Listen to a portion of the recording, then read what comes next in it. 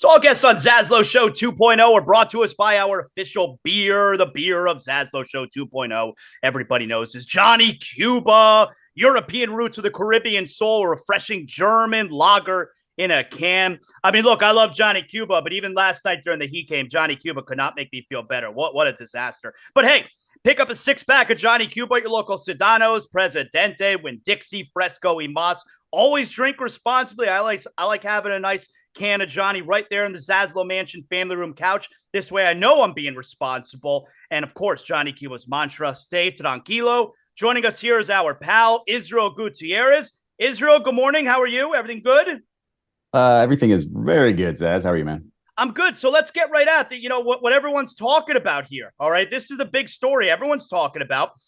We're all super excited about Udonis Haslem and his final performance with the Heat. He had 24 points on Sunday. And then I post the graphic, on Instagram where you have closing performances in final regular season games from all-time greats like Kobe Bryant and Dirk Nowitzki and Dwayne Wade. And, of course, you got Paul Pierce there with his 0 points, 0 rebounds, 0 assists. I make the very obvious comment that we got to replace Paul Pierce with Udonis Haslem in that graphic. And then for folks who didn't see, I'm going to read. Do you remember what you posted under that graphic on my Instagram? Yeah. We should also point out that we should tell people what team Paul Pierce played for, because it wasn't obvious. He was a Los Angeles Clipper in that final game. Right. I remember what I wrote. But also it was his coach, Doc Rivers, who was like, yeah, you know what? Why don't you stay put right there on the end of the bench? Right. That speaks a little bit to Israel, right? Yes. That's important to point that out as well. They don't love you like they love Kobe. So Israel, and look, no lies told as far as what I'm seeing here. Israel posts, imagine being known for pooping your pants in a game, then more known for pooping your pants in a game than winning a championship. Getting fired from ESPN because you had a couple of girls over and felt it was worth bragging about. Excellent point. You wouldn't think that a guy of that stature needs to brag about getting girls. This man has taken so many L's, you barely remember KG and Ray 1-1 that year. Go look at the 08 finals numbers. Ray Allen should have been finals MVP. Pierce shot 43% in that series. And then there's a poop emoji. So like I said, I see no lies told. Israel, you just had to get a few things off your chest. It was my most internet bullying moment ever. It's aggressive. There's something about PP that sets me off, and I can't really, I don't really understand it. It's a bit of a clown, but yeah. So you go look at that series stats. So look at those series stats, and Ray shot better than 50%, not just from the field, but from three. And he played like 40 minutes a game, 41 minutes a game, and was way more efficient offensively than Paul. And Paul was just doing his thing, jacking up shots and letting Ray and KG save him. So yeah, he's funny, and it's always easy to pick on him. It is easy. Although eventually it's going to get old because it gets too easy. Oh, I don't think it's old. I mean, and to that extent as well, has there ever been a team that's won a championship? Not that winning a championship is not a great thing. You win one championship, it's a great thing. But has there ever been a team that has won a championship and thought more of themselves than that 2008 Celtics team? They won one time, Israel. One. Yeah. You would have thought they'd won 6 in a row. Yeah, I don't see like the '04 Pistons walking around like that, right? Even though Rasheed is like an absolute beast and could talk all the trash that he wants, you don't really see him talking as much as as those. Well, at least 2 of the 3, because Ray got another one, so he can talk a little bit more. I enjoyed that though. All right, so if you want to get aggressive every now and then, it's okay. I think people like seeing that side of you. All right, it's okay. Just sprinkle it in every now and then. It's all. I figured I would test drive it on your account in particular. So. Yeah, it's not right. It's not going to get that much attention, And so that is a good place to go. There's a good direction to go in. Yo, Israel, last night's Heat game was completely on brand for that team this season, right? Yeah, I mean, so much about it, like not necessarily the absolute beatdown on the boards. Like that's been a problem at times this year, but not like 22-6 on the offensive glass, a disgrace. Embarrassingly bad. But yeah, you look at, what the from the beginning of the season, what people were talking about this team needed was some sort of upgrade, something at power forward, right? And so who played power forward last night for the entirety of the game practically? Terrible. It was Strus and Caleb Martin. And, the first half, it wasn't just them. Like half the team looked drunk. Like you didn't know what was happening, running into each other, like Jimmy missing bunnies when, this is his time of season.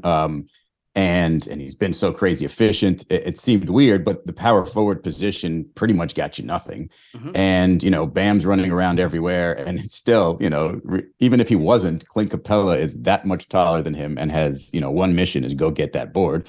And so, it's life difficult for him as well. And the 3-point shooting from the guys that you expected isn't there because, like, if who else do you expect it from at this point? I guess it's just Max. But if Max matches what, Strus, Vincent, Love. Vincent, I'm sorry. Gabe's the other one.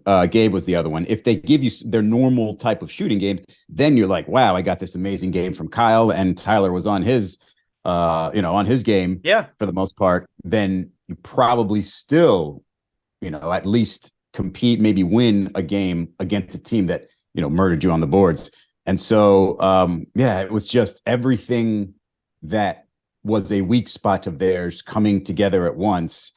And the oddest part for me was the Jimmy part, just because he seemed so, on lately, especially with his finishes and his decision making.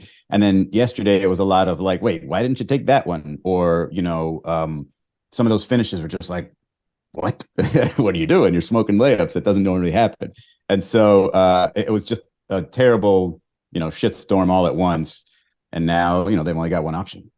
And it's not a great option because those two teams who are playing tonight, the Heat are 1-5 against this year, believe it or not, Chicago and Toronto, with multiple losses to those teams coming at home.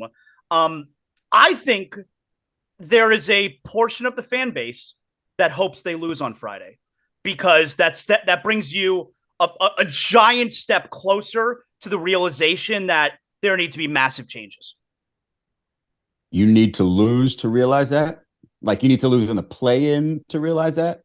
Because, I mean, you could just as easily get it handed to you in the first round and realize that. Or in any scenario, regress from last year, which was conference finals game 7, and say the same thing. So, I mean, any fan base that is, any fan that is encouraging, more pain rather than at least a little sprinkle of joy in there is probably, a little bit of self-hatred there. But I wouldn't vote for that. I think they're probably already realistic with what they have, and possibly that it peaked last season, possibly that, the decisions that they made with personnel weren't just good enough, sticking with the undrafted guys rather than maybe, poking at and trying to get somebody more established. I think they would change up the route regardless, whether that means, willing to trade a big name. Look, I honestly believe that anybody outside of Jimmy is tradable and would be considered tradable. It would just have to be a mega deal if it includes Bam. And I think it's one of those steps, one of those doors are going to have to knock on if, things continue to kind of head in this direction. What's happened to Bam where for about 2 months going into the All-Star break, it was like, yes, this is the guy we've been waiting for. Every night we're getting between 25 and 30 points. He's super aggressive.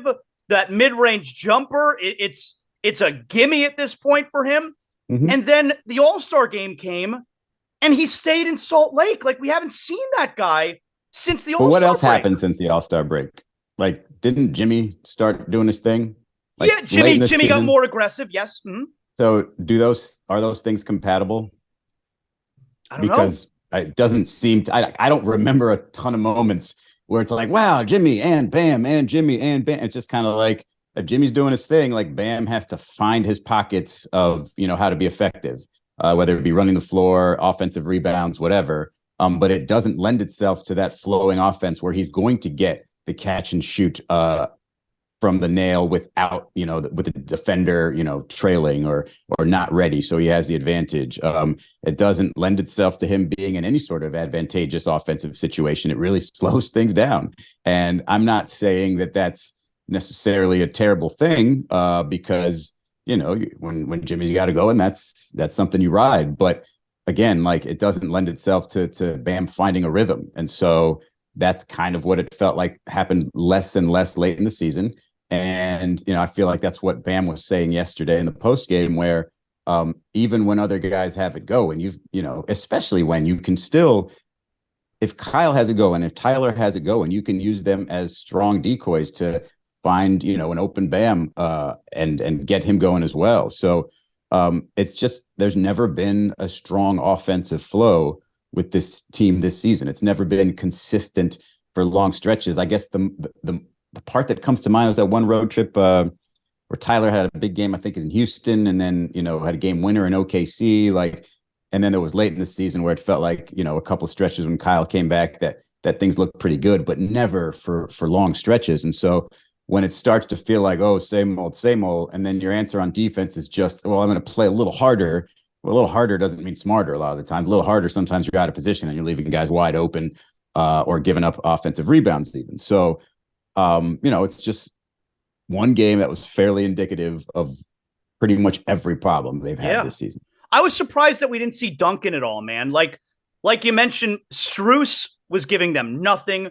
Martin gave them nothing. Oladipo, Love gave them nothing. It's not like the Heat were defending well yesterday, where it's like, all right, we don't want to bring Duncan in because it's going to ruin the already awful defense we're playing tonight. I was surprised we didn't see him. And I heard Spo before the game say something to the effect of, anything is game in the rotation. If we need space, we'll get spacers. If we need defense, we'll ride with defense. And to me, I thought that was more of a warning sign to Kevin Love that, hey, maybe you're not going to get the minutes you've gotten since you've gotten here. And that pretty much was the case, right? Yeah. I totally felt going into the game that Kevin Love is going to get the Mike Miller treatment, where hey, let's see what you do in a couple minutes. If you don't have it, that's it. And then, but in the back of my head, I was like, maybe with Duncan, but I feel like, it's kind of like you just sort of made a decision and you've been going with it. And the decision was, Strus or, Strus or nothing, like Strus, and that's it. And I'm just like, okay, I can think of how many games this season where he has been singled out. Mikal Bridges had a career high, and then had another strong game against him down here, and he was defending him a good amount. Like, I just don't see the upside with a guy that you just know is going to be in the low 30s shooting the three, versus Duncan, who just putting him in the game affects the way a defense sees you. And, so I thought when things were going south, I thought maybe get Duncan a look. And I feel like Duncan's in the F it mode, or it's just like, there is no pressure. Like, if you bring me in, he may just get 12, super hot. Like, whatever, man. Like, it's not on me to save this thing. So I'm just going to take some shots and see what happens. I think it's a good way to go. And I think you'll probably see that. Let's say you're playing the Bulls. Bulls can get hot themselves. Zach's been on, Levine's been great second half of the season. So they might need it, because once that thing looks bogged down, or if things look slightly off like they did yesterday, it turns into, it's turned into a shit show sometimes. And so you need some easy points, and they just don't get enough of those. That late game last night was awesome. That crowd was hot as hell in Los Angeles. I loved Minnesota going into the game, because number one, I think Rudy Gobert's a total stiff. I mean, I've been saying it for years. And I think it's fairly obvious that his teammates in Utah and now his teammates in Minnesota hate him. And I felt going into the game, it's like, we're going to show everybody we're so much better without Rudy Gobert. I loved Minnesota going into that game last night. What did you make of the finish? The finish, I thought, was a lot of Minnesota just kind of spitting up on itself. You could kind of see it coming a little bit. Didn't Slow-Mo have an 8-second violation that was critical? I think so. Regulation. Mm-hmm. Just a lot of that, and it's funny because just watched New Orleans do exactly that against Minnesota in the final game of the season to put them in this position. And you would think maybe they would follow that up with another good performance in clutch time, and they just didn't. I just thought the difference in the game was Anthony Edwards did not have a very Anthony Edwards type of game. He was 3 of 17, He was right? terrible. I think that's what it was. He was terrible. Yeah, it was 3 of 17, 0 for 9 from 3, and very often settled for a 3. Because if you're shooting that poorly, you want to get to the rim, especially given his athleticism every once in a while, and he just didn't do it. And so that was their missed opportunity. It didn't really say much to me in terms of like them failing to make their statement. It's just, their guy who's got no conscience. He's not like a guy who's going to choke or anything. He just wasn't on his game. And, you could say the Lakers defended him well. It's great too. Credit to them. But I'll tell you, I can't trust Towns. I don't think he's a smart player.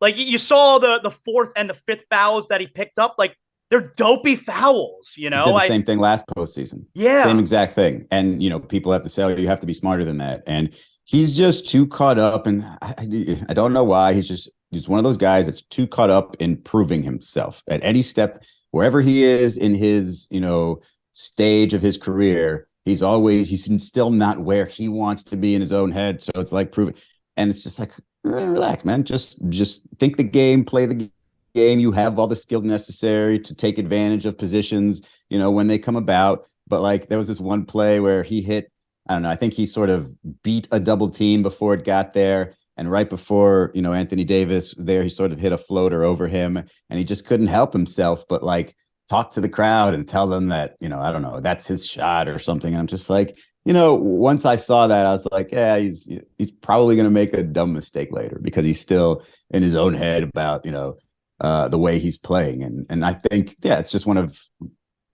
he's one of the things he's going to have to grow out of if he's going to be, elite of the elite, especially in the playoff types of performers. But, that wasn't a terrible game from him overall. Like those numbers are pretty strong. 8 of 12 from the field. But I don't think he scored from the mid third quarter on. I think he was stuck on 24, like for the final quarter and a half and overtime. Yeah. But there have been games where, because Lakers defense is definitely paying more attention to him. He's their biggest threat, especially when Anthony Edwards isn't doing anything. But there have been games where you've noticed that he's been just out of it entirely, or he was just. The shooting weird player way off. Weird player. So to me, if you look just look at the score sheet, you just tell me before that game, hey, Anthony Towns is going to give you 8 of 12, 2 for 4 from 3, 24 points, 11 rebounds, 5 assists, 3 blocks, and only 2 turnovers. I'll be like, I can win with that for sure. And it just so, like I said, it just so happens Anthony Edwards wasn't on his game. Otherwise, they would have won. But sorry about that. But it's going to be interesting who they play in the next game because, the Pelicans kind of, a lot of mid-range jump shooting. Don't know how much Rudy Gobert is going to affect them. In fact, and they're going to be hosting that game too. That game's in Minnesota. Yeah, and I would say how the crowd treats Rudy in a home game would be a little off. I think they're gonna boo. I think they're gonna boo a little bit. I agree. I think you're going to hear some of that. Like you put us in this position. Yep. And I think the Pelicans, if it's that team, would rather see Rudy Gobert and think that that's a worse version of the Minnesota Timberwolves. And it would be fun for them to knock them out. If it's Oklahoma City, though, they're a driving team. They lead the league in drives. Drive. Shai Gilgeous-Alexander is, a beast in the paint and in a restricted area. They'll be more affected by Rudy, I think. So if I'm Minnesota, I'm cheering for the Thunder tonight and hoping the Pelicans have one of those weird finishes to their games. Are you willing to pick the number 7 seed Lakers to beat Memphis? In a game? No, in the series. Because I would say Grizzlies in 5. Yeah, I think there's a lot of hype around the Lakers right now and the trouble and the drama around the Grizzlies. And I think the Grizzlies are going to smash them. The Grizzlies are overall top to bottom, young. Steven Adams, their oldest player, still 29. It's crazy. And without he's only 29. Yeah. Only hasn't 29. he been in the league for 29 years? I think he got in the league at 20. So yeah, it's been a while. But they're not playoff inexperienced. They've played some series together, so they know that defensive upgrade, that defensive, switch that needs to be turned on. And I would say doing that to the Lakers is still going to disrupt them. Not just because LeBron's a little older and AD is, I would say when LeBron is healthy and aggressive, AD is still a tweener, not really recognizing where his shots are going to come from. So his decision making isn't sharp. So you get a team that plays aggressive defense, you can get to him. You got a team that hasn't been together all that long. With some of its main rotation parts, a really aggressive defense can get to you. And then, you throw in what Jared Jackson Jr. alone can do in terms of disrupting a team defensively. I just think the Lakers won't have enough to match them. The Grizzlies will have a chemistry. They will be able to have some explosive offensive stretches. And I think it'll be a 5-game series. So tonight, Oklahoma City and New Orleans, yesterday, Zion spoke. And I mean, Israel, I don't know how you can say that you're fine physically, but you're not going to play. Like, what's let me just stop you right there, because I don't need the question. It's mind-boggling. It's so, like, imagine being in that locker room. Okay, so a few things that happened. Like, first, you just know, like, that was Zion's decision to talk. It felt like, right, because he wasn't prepared. I mean, he didn't really have a great answer to what people, other than when I feel like Zion, which is, nobody knows what that means. And so the decision to talk felt odd. Okay. And then when you say what you're saying, like, you need to make 1000% sure that that's not going to piss off everybody in your locker room, because there are people in that locker room playing through some stuff. And so when they're probably holding back because they don't want it to be known, right? But they're playing through some stuff, some pain, some injuries. When you say, I just don't feel right, but I'm physically cleared, they want to punch you in the face. Like, I mean, he said physically, okay, I feel fine. He said he feels fine. Right. He feels fine, but what he's telling the team when they're doing, 3-on-3 activity or something like that is something doesn't feel right. So the feeling is, you look at him and you're just like, I don't know what to tell you. The medical staff doesn't know what to tell you. The team doesn't know what to tell you.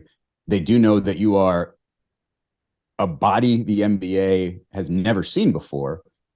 And the things that you're doing is in that body the NBA has never seen before. So they just have to say, whatever you say, man, because we can't force you. It's just a head scratcher. And he starts the whole presser or whatever availability by saying how much he loves basketball. And it's like, I don't doubt that. But I think fear of never playing basketball because you keep getting hurt doesn't mean you don't love it. It means you're fearful that you're never going to play again. So you want everything to be perfect, especially when you add the immense amount of pressure that comes with being him. And so, it's a clash of, sports and real life when it comes to Zion, because, again, nobody's done that. Like Shaq, maybe, but not even. Like Shaq was, 7 foot and had more to him to carry around all that explosive weight and wasn't even this level of, body to explosiveness, ratio. It's crazy. And so I don't know, like, it's one of those situations where even if you are the teammate that wants to punch him in the face, you can't tell him that. And you can't even say that out loud, because it's just like, you don't know. You just don't know. Did you vote on NBA awards? I didn't have an official ballot this year. No. Ah, okay. All right. Who would you have voted MVP? I would have gone with Embiid. And I would have gone Giannis second and Joker third. Oh, that'd have been a huge blow for Jokic then if you put him third. Yeah, but I feel like that's far less relevant than the actual winner. And I think the reason the actual winner is important, and this kind of, I've been saying this a few times on a couple of shows, but it's kind of like the game changer MVP race for me, where I used to be very rule specific and say, no, you only have to think about this regular season and nothing else, and forget all the narrative and legacy talk. And it's just like, well, that's kind of dumb in this particular scenario, because none of the three of those guys, Giannis, Jokic, or Embiid, has necessarily separated themselves by great amounts in any of these playoff races of the past, whatever, 5 years. There's one in there that wasn't them, but maybe Steph is the other player you throw into this like 6 year era and say, yeah, those guys dominated the league. Obviously, LeBron's still doing his thing in spots, but those guys dominated the league. Well, if you fast forward 20 years and maybe this is Joel's best chance to get it, and look back and like, yeah, Joel wasn't part of that group. Well, that's not fair. He absolutely was. And so, 1 year he might have missed a handful of games more. 1 year, maybe Joker stats were just that much more impressive. But this year, they're all like right there, and it all came down to the end. And by the end, it felt like Embiid it felt like a three-way tie, to be honest. Like, never have I ever thought in my lifetime I'd see the team with the best record in the league have a player average 30, 10, and 5, and that dude doesn't win the MVP. That's crazy. But that's not Giannis. He didn't win it, or he's not going to win it. But I think it's fair that Joel does because, man, like leading the league in scoring like it's nothing, and a big guy who does things that, like Kevin Durant ease of scoring from the mid-range in. So it feels like it should be his. All right, let's roll through these rapid fire style, okay? We know all the playoff matchups except for the 1 seeds, okay? So in the East, Boston, Atlanta, what do you got? How many games? Well, I've got Boston. Well, if you want to come back to me later and ask me a more long-term prediction on Boston, you can. I've got Boston in this series I'll give it 6. Wow, okay. Philadelphia, Brooklyn. Philly in... I very seldomly predict sweeps, so I'll go Sixers in 5. Cleveland, New York. Cleveland in 6. Okay. Memphis, Los Angeles Lakers. You already said Memphis in 5. You're sticking with that, right? Correct. Sacramento, Golden State. Golden State in 6. Ooh, okay. That's a fun series, though, yeah? It'll be fun to watch. It'll be like mirror offenses almost. And, when any of those shooters, if 2 or more shooters on each team get hot, it'll be a heck of a lot of fun. But yeah, that experience. So what you're saying, Golden State in 6 for an awful road team. You're saying Golden State's gonna? Oh no, Golden State in 6. They would finish at home. Okay. They would finish at home. Okay. It would require 1 win in Sacramento and win all their home games. This isn't, with Wiggins and with everybody having played for a while. This isn't the team that doesn't know how to win on the road. Like, they didn't just forget and have their powers zapped. So it's not going to be that same team in the playoffs. Phoenix, LA Clippers. I've got Phoenix, and maybe I'm going to go 7. Wow. I think it's Phoenix, and it's going to be a bloodbath. Yeah, I don't know. I think the Clippers have some talent. They have some depth.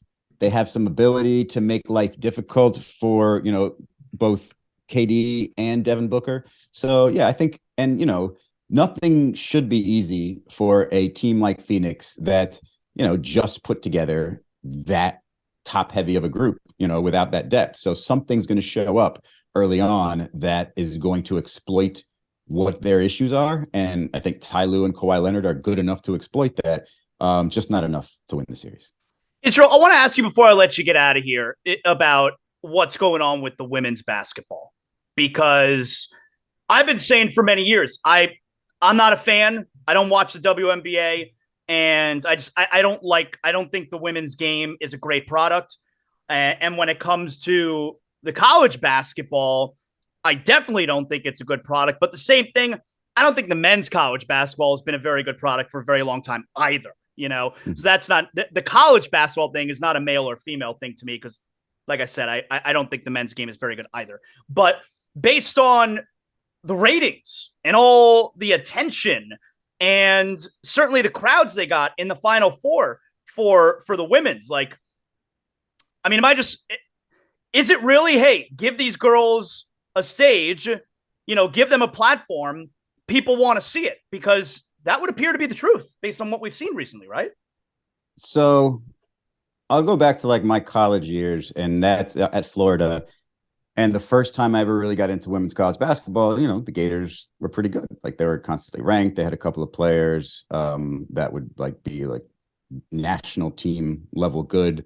And, I had a coach with a really good personality. And So they were easy to follow.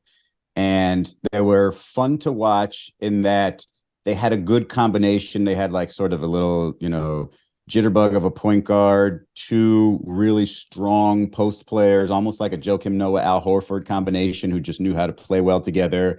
And then a couple of shooters. So it's just like, man, this is good chemistry. It's a good team. It's fun to watch, and you had this element as well. This is going to be a long story, so I'm glad it's a podcast. When they would play a team like Tennessee in their conference, Tennessee, mega, Goliath of a team.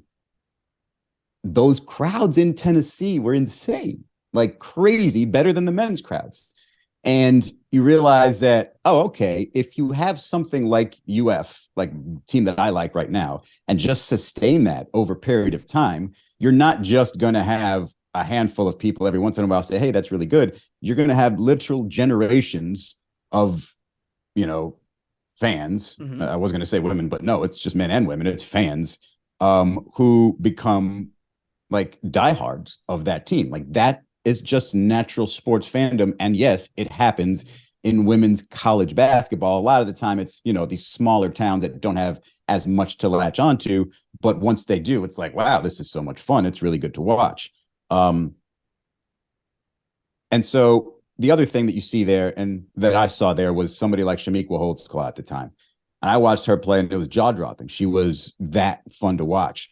And so it's like, okay, so I get big crowds when I want it. I get a team that I can pull for. I get, whether it's opponents, whatever, but I get people that are just like, man, that's a heck of a highlight real player. I can watch that whenever I can, that's fun. That's a sport. I'm down. I'm good to watch that. What happened with me with women's college basketball is the Gators didn't get as good. And it happened the same thing with the men's team. Once you start, then you're not as good. I'm not paying as close attention. And like these days, I don't really know as much about the men's Florida team, just as much about the women. Like I know a little bit about both. And right now with women's college basketball, let's just stay there before you get to WNBA, you're having a lot of that. First of all, you're seeing, look at a team like Iowa, look at those followers. They didn't just show up because Caitlin Clark showed up. They've been there. Like that's been a strong fan supported program. Same thing, obviously, with UConn. You're getting there with South Carolina. And so you have a lot of high end programs and talent. And then, the Caitlin Clark factor. It's like, it's not quite like, if you remember back when, Allen Iverson, Kerry Kittles, who was another one, Ray Allen, were all in school together, all in one conference. It was like, there were people who didn't even know about college basketball who just wanted to watch that. You get somebody like Caitlin where you just watch all those highlights and it's just like, I remember watching Davidson and thinking, man, Steph Curry, I've got to watch that kid. It's the same thing with Caitlin Clark. Like it's the same shots. It's the same, manipulating the offense. It's the same like shit talking. And it's a lot of fun. And so you add that, which she's like, you don't have to know much about South Carolina to know that they've won 40 something games in a row. And this woman who called it before the season started, even though her team had never made the Final Four, and has been dazzling. Like you don't have to know anything about South Carolina to know, wow, like I want to watch that. And I want to see if she can overcome that, amazing team in South Carolina. And so the storylines are there, the talents are there. And so all you need is literally a team to latch onto. And so that's not easy to do unless it's usually in your backyard or something that you're attached to. And the Miami Hurricanes women were good, but, did you really latch onto them until the tournament? No. And so, now you got the Cavendish twins leaving and you got Destiny Harden has, gone to the pros. So like, where's the carryover? So you're probably not going to stick around next season. Right. And so it's, I guess what I'm saying is it's just natural sports fandom. You just have to find a team, have some exciting talent and, some mountain to climb, some story to tell. And with the WNBA, I think you're missing some of that. And I think the problem is it's just so talented. Like the WNBA is ridiculously talented right now. These players that get drafted in the first round in the top 10, half of them don't even make a roster because it's just so thick with talent and there's not that many teams.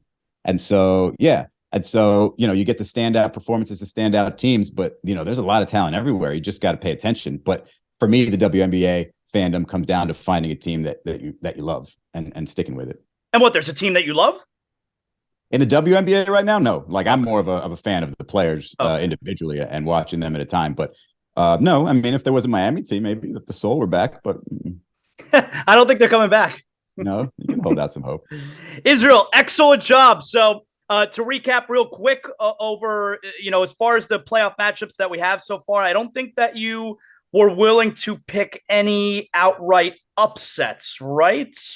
Golden State. 6-3. I guess Golden State's State over upset. Sacramento. I guess. Yeah, it Here's has an to count upset. as an upset. Yeah, that has to count as an upset. That has to. Do you know who my favorite to win it is, or my pick to win it all? Okay, let's hear. It's an upset. All right. It's the Celtics. You would consider that as an upset? They were in the finals last year. Right. I would consider that an upset because I don't know how many people are picking them. I think people are picking Milwaukee out of the East, maybe Philly out of the East. I think they think that maybe Celtics peaked, and they're probably gonna, if the Celtics make it again, would lose to a Warriors team or somebody that beats the Warriors. Boston beats who in the finals? Who is it? Boston beats who? The Suns. Okay. I think the Boston they do what so many teams have done, is overcome that pain and find a team that hasn't experienced it together, the Suns. And not they kind of have. They kind of have, but KD's kind of a big and they kind of owned KD in the first round last year. The Celtics did. So I think they'd feel pretty comfortable with what they can do there. That wing combo, it would be a great combination. Like you're talking about Booker and KD against Jaylen Brown and Tatum. Like that's a great wing duo to match up with that duo in Phoenix. So that's why I got them going. Real quick here. Are you watching any shows? What are you into right now? I just finished. Did I mention this last time? I think I just finished that show Shrinking, or the episode. Oh yeah, my wife loved that. She loved that.